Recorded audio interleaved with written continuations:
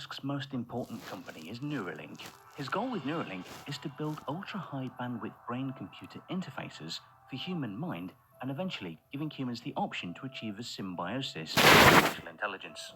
This will enable humanity to avoid the extinction of the human race due to increasingly powerful AI advancements.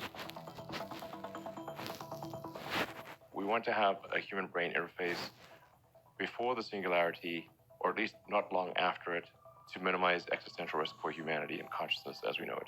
Right now, just the data we have regarding how the brain works is very limited. In order to really know what's going on in the brain, you have to have high-precision sensors, and then you want to have stimulus and response. Like if you trigger a neuron, how do you feel? What do you see? How does it change your perception of the world?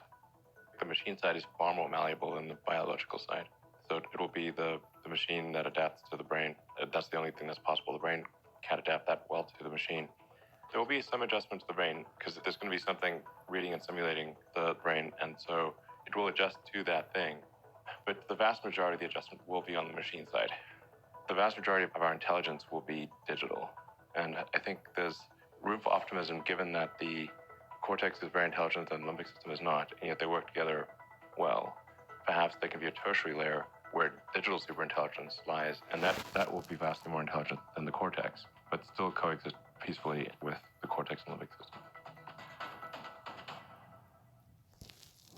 Unpredictable consequences of AI is probably the biggest concern of the top AI researchers. However, if we succeed in merging with AI, in the blink of an eye, unsolvable problems will be solved, and possibilities the human race never dreamed of would be plausible. Erwin John Good was a pioneer of superintelligent work and thought. He captured a possible outcome of superintelligence. Let an ultra-intelligent machine be defined as a machine that can far surpass all the intellectual activities of any man, however clever. Since the design of machines is one of these intellectual activities, an ultra-intelligent machine could design even better machines. There would then be unquestionably an intelligence explosion, and the intelligence of man. I have been suffering with migraine for years. And the first ultra-intelligent machine is the last invention that man need ever make, provided the machine is docile enough to tell us how to keep it under control.